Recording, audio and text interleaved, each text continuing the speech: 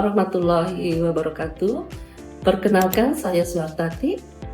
Saya dosen di jurusan Keperawatan Poltekkes Kemenkes Makassar. Sebagai dosen, saya memiliki tugas utama dalam hal ini Tridharma Perguruan Tinggi yang terdiri dari pengajaran, penelitian, dan pengabdian masyarakat.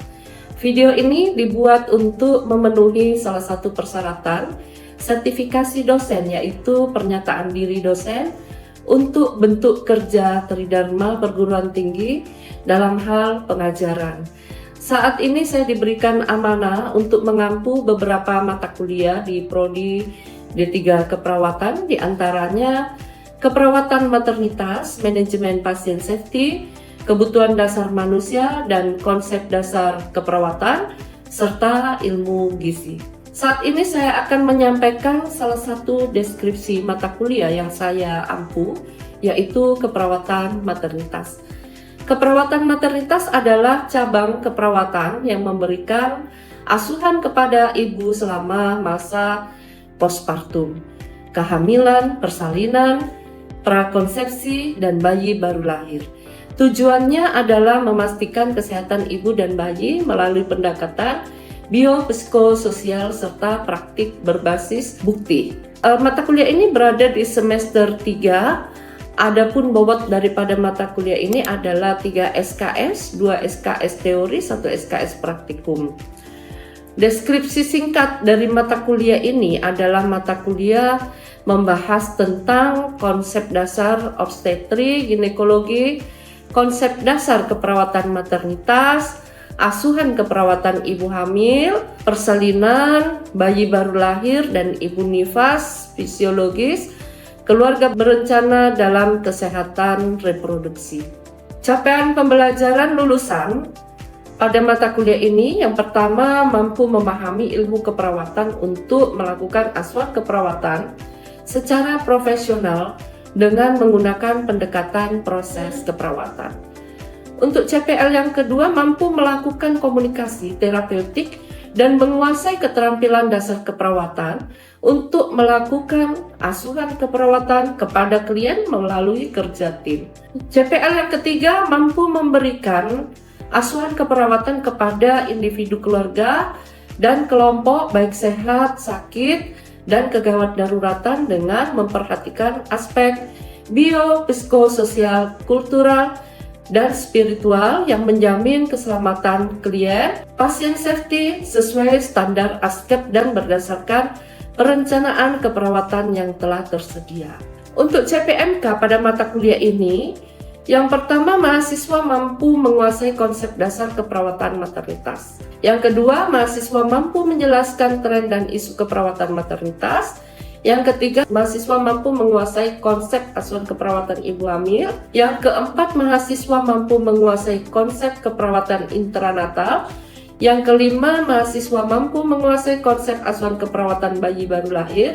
Yang keenam, mahasiswa mampu menguasai konsep asuhan keperawatan pada ibu postpartum. CPMK ketujuh, mahasiswa mampu menguasai konsep keluarga berencana dan kesehatan reproduksi. Metode pembelajaran pada mata kuliah ini menggunakan blended learning, yaitu kuliah tatap muka di kelas dan kuliah virtual melalui Zoom atau Google Meet.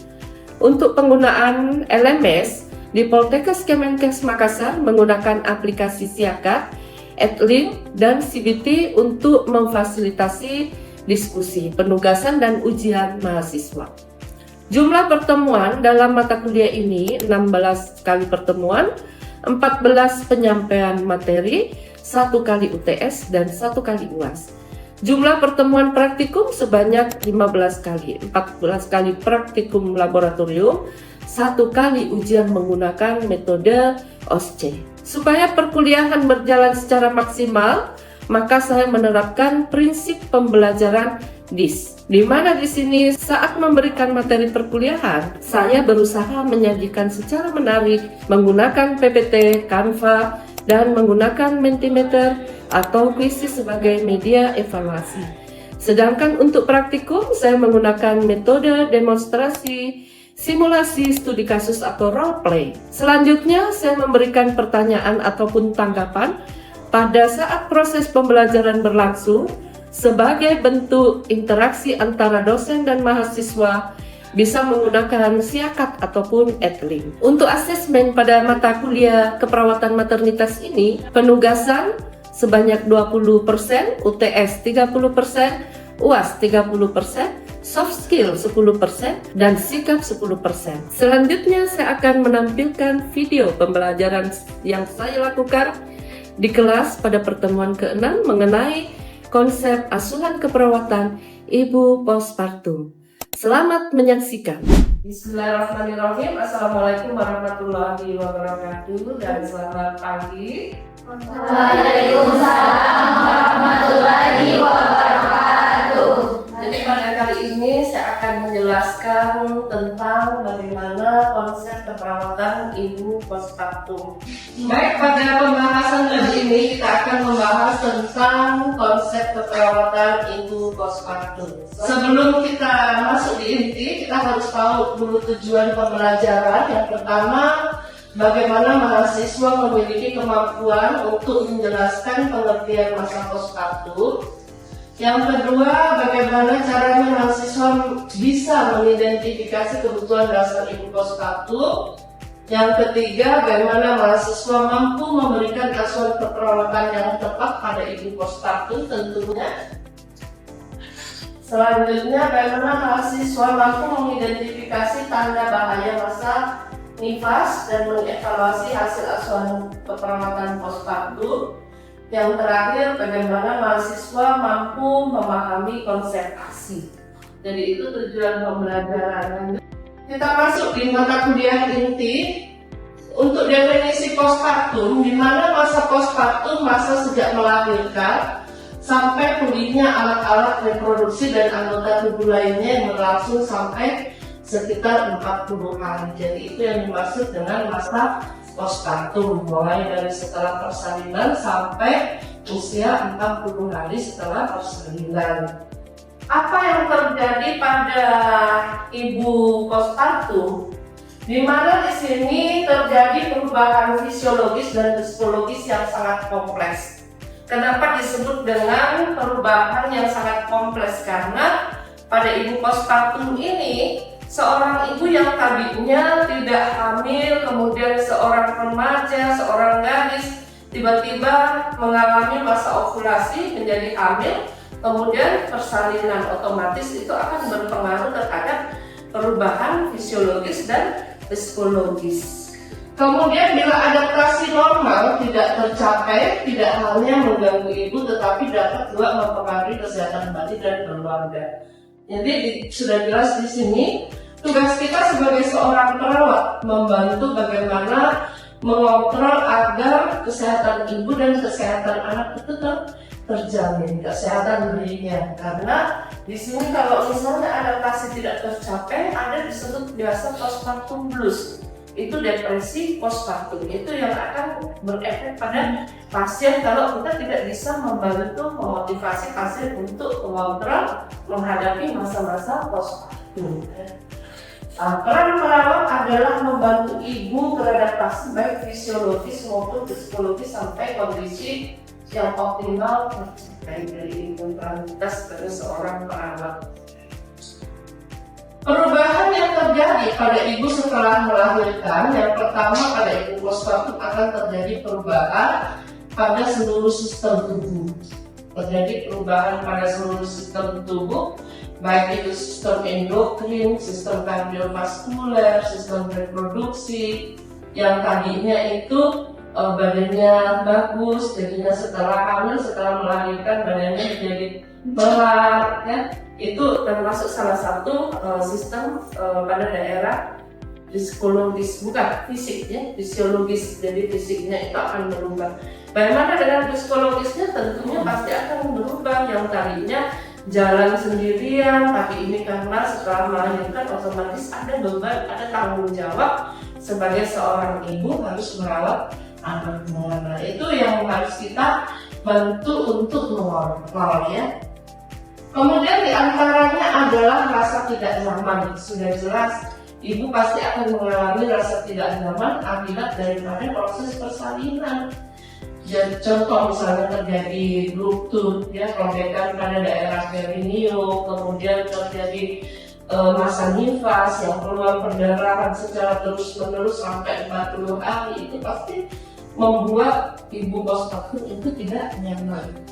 Kemudian perubahan harus dimonitor, adanya penyimpangan dari perubahan fisiologis biasanya dicurigai terjadi komplikasi seperti perdarahan dan infeksi. Ini yang harus kita lihat. Jadi kita monitoring. Kita sebagai seorang perawat maternitas harus bisa memonitoring bagaimana kondisi pasien, ya, baik secara fisiologis maupun secara psikologis.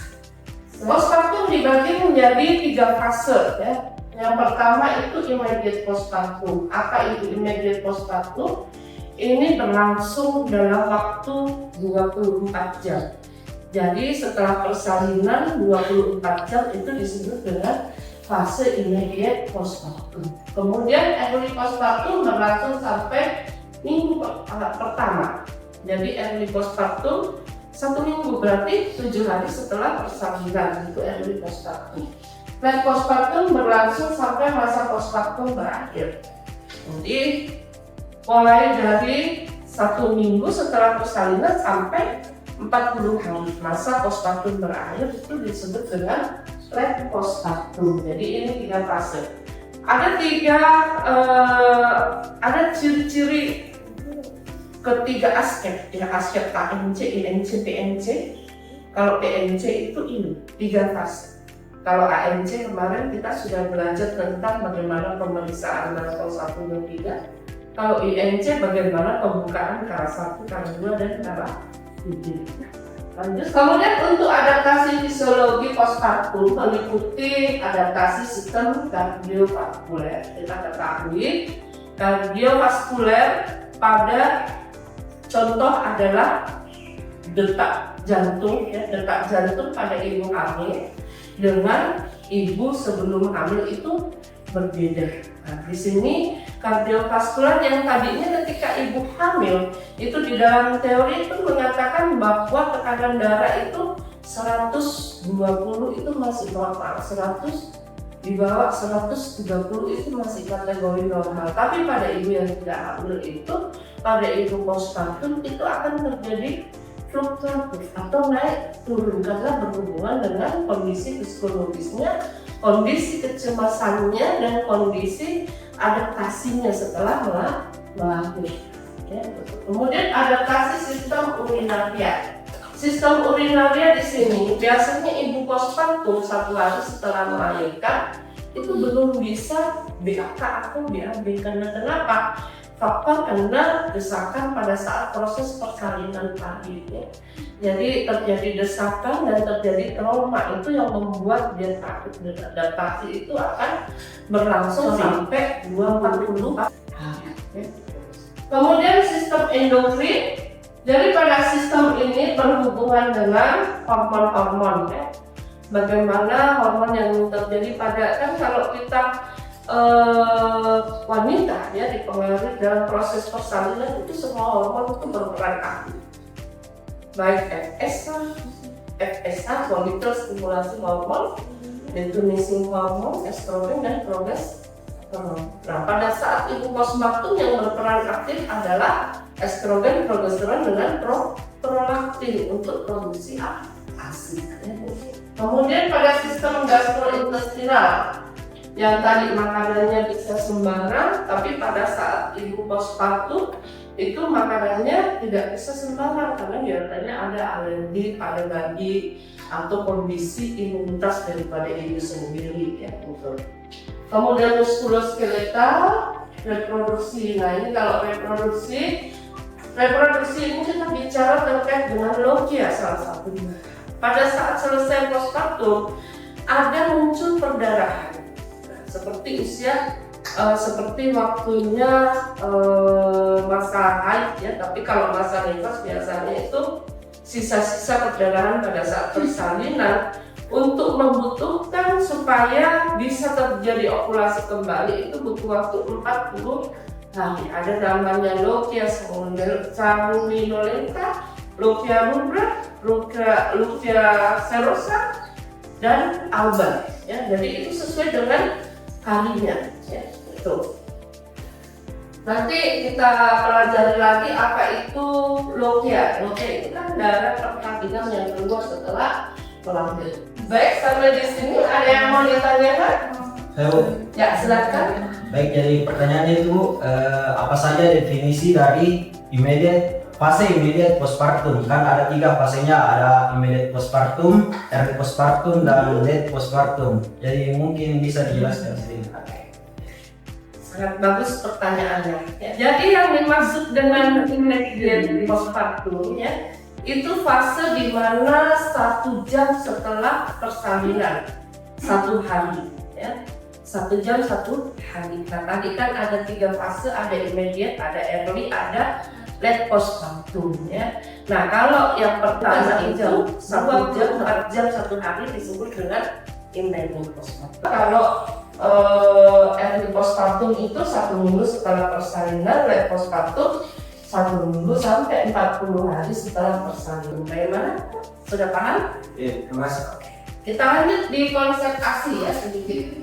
ASI di sini makanan alami terbaik bagi bayi yang diproduksi oleh kelenjar payudara ibu dan mengandung seluruh zat gizi yang dibutuhkan bayi untuk pertumbuhan dan perkembangan optimal sampai usia 6 bulan pertama kehidupannya. Jadi itu konsep ASI.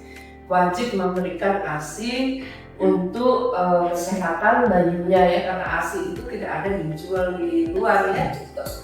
Lanjut, manfaat daripada ASI ini bermanfaat untuk bayi, sudah jelas, untuk tumbuh kembang bayi. Kemudian manfaat untuk ibu. Untuk ibu itu kalau kita memberikan ASI itu bisa pada pasien seksual sesar misalnya ya, kalau ada luka seksual itu pada saat bayi menghisap ASI itu ada muncul nyeri terjadi kontraksi pada bekas seksualnya. Nah, muncul sedikit nyeri, tapi dengan cara itu akan mempercepat proses penyembuhan luka seksual sesar. Ya, itu. Kemudian badannya ibu cepat kembali optimal atau kembali langsing ya, karena faktor menyusui itu untuk kesehatan menyusui. Prinsip pemberian ASI, nah bagaimana pemberian ASI, memberikan ASI yang baik dan benar. Ada nanti pada saat praktek laboratorium nanti diajarkan dengan cara duduk, dengan cara baring, miring, dan lain sebagainya. Tanda bayi mendapatkan ASI cukup ini yang harus diketahui, bagaimana ASI, apakah bayinya itu sudah kenyang atau belum ya itu. Baik, itulah tadi materi tentang konsep asuhan keperawatan ibu postpartum. Mungkin di sini saya minta 1 orang untuk mereview. Ya, silakan. Baik Ibu, terima kasih atas kesempatannya. Izin mereview kembali materi pembelajaran yang Ibu berikan kepada kami. Nah, materi ini berjudul konsep keperawatan ibu postpartum. Nah, di sini kami dapat mengidentifikasi kembali mengetahui apa itu pengertian postpartum. Nah, yang kedua kami dapat mengidentifikasi kembali kebutuhan dasar ibu postpartum. Yang ketiga kami dapat memberikan asuhan keperawatan yang tepat pada pasien postpartum. Selanjutnya kami dapat mengidentifikasi tanda bahaya masa nifas. Selanjutnya kami dapat mengevaluasi hasil keperawatan postpartum. Dan yang terakhir kami dapat mengidentifikasi kembali konsep ASI. Oke, bagus sekali tadi sudah direview. Ada mungkin barangkali sebelum kita tutup ada yang bisa menyimpulkan? Saya Ibu. Ya, silakan boleh berdiri. Jadi, terima kasih atas kesempatan yang diberikan. Dari kesimpulan yang kita paparkan dari materi penjelasan Ibu, yaitu masa postpartum merupakan fase pemulihan seorang ibu setelah melahirkan. Nah, proses ini berfokus pada kembalinya fungsi serta kondisi alat reproduksi dan kondisi anggota tubuh ibu seperti keadaan semula, yaitu seperti keadaan sebelum hamil. Nah, proses ini berlangsung selama 40 hari atau sekitar 6 minggu. Mungkin saja yang bisa saya simpulkan. Terima kasih. Oke, bagus sekali. Itulah tadi kesimpulannya. Bisa kita tangkap pada pembahasan kali ini. Baik, saya kira pertemuan kita sampai di sini. Nanti kita ketemu di lain waktu kembali. Kita akhiri dengan ucapan wassalamualaikum warahmatullahi wabarakatuh.